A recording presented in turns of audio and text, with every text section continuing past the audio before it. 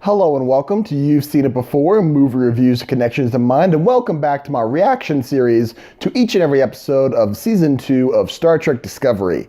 Now, if you're just joining this series midstream, this is just my short-form reaction series where I give my brief thoughts on the episode as they come out. This episode is a day later than usual because of Captain Marvel. However, and also I give analysis on certain plot developments and character arcs from that episode that seem familiar and where you may have seen them before. Now, with all that being said, and without further ado, let's get into Season 2, Episode 8 of Star Trek Discovery, entitled If Memory Serves. Now, this episode is essentially a continuation right off the heels of the original pilot episode of the original Star Trek series, The Cage. And in fact, the previously on Star Trek intro recap bit of this episode fills us in on all the necessary details of that episode and links right into the events of this episode of Star Trek Discovery. Namely, the fact that Michael Burnham is bringing the the mentally unbalanced Spock to Talos 4, the planet from the Cage, in order for the Talosians to assist him in showing Michael his visions of the Red Angel and his insights into where the Red Angel may come from, and essentially bring Spock's mind back into order as well. And this episode also features the developments on Discovery of the crew trying to both help Spock and keep Section 31 off of the scent of Spock in order to keep them from ripping this information from his mind forcefully. And there's also some good character drama here with the character of Hugh Covell and his reintegration into life after he was killed by Ash Tyler. And we also see some brief impacts on the artificial intelligence that was in the probe that was destroyed in the previous episode, but has been downloaded into, I can't remember the crew member's name, but a cybernetic crew member on board Discovery. And this intelligence is working within Discovery for its own ends, for what we don't necessarily know, but judging by Spock's visions of the future, this race of machine entities is going to annihilate the Federation and their home worlds.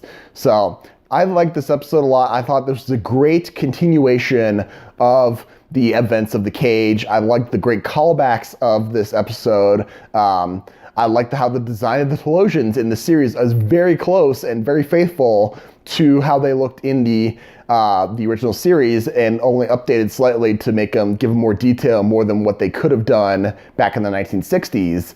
And I felt that we finally got a good explanation for the estrangement between Michael Burnham and Spock. They delve into that very well. I like the fact that Hugh and Ash Tyler are coming to terms with how they can live with each other and what each of them has done to each other. And I like the fact that this episode has a good pace as well. I like the fact that it doesn't focus on one thing too long.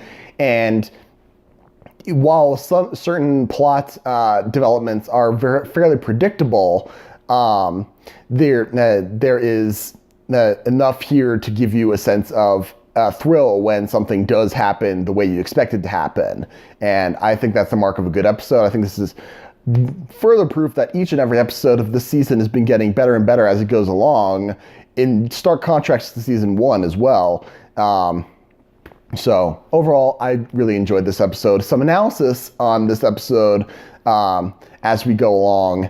The story arc of Spock bringing Michael to Talos 4 in order for them, because he knew that they had the ability to heal his mind and bring out important information. I felt that was very similar to Stargate SG-1, the season 2 episode, The Fifth Race, when Colonel Jack O'Neill is first introduced to the ancient library, and it drives him to the home world of the Asgard, who have the ability to restore his mind to its proper form and erase the knowledge of the ancient library from his mind, which would have eventually killed him.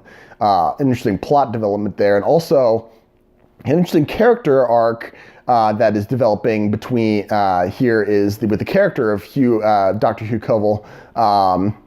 He is struggling with his new body and the new sensations of being resurrected, and he doesn't quite know how to react to all of this. And I found that this is very similar, in fact, to the character of Kara Thrace in Battlestar Galactica, specifically when she was resurrected or became an angel or whatever, and especially after she defines her physical body dead on planet Earth, and she has to come with the terms that she doesn't know what she is, or she thinks she knows what she is. Everything seems familiar yet somehow different. Very similar kind of character conflict going on between these two characters. So that was just some familiar thoughts on that episode. As I said, overall, I really enjoyed this episode, but what did you think? Did you like this episode? Did you not like this episode? About my analysis, I only did a brief couple things. Did you agree with it? Do you not agree with it? Did I miss anything? I probably missed something. Let me know in the comments down below. As always, thank you so much for watching. I appreciate whatever audience I can get. You guys are the best. If you like what you saw, please like, share, and subscribe. I really appreciate it. And I will hope to continue to deliver more of the same. So I will be looking for my next reaction for next week's episode of Discovery, as well as my latest thoughts on the latest episode of The Orville Season 2, as well as I said, the reason that this reaction is a day later than I would normally do it is because I have posted my movie review of Captain Marvel on my channel. If you're interested in that, go check that out as well. So thank you so much. Just remember, there is nothing new under the sun.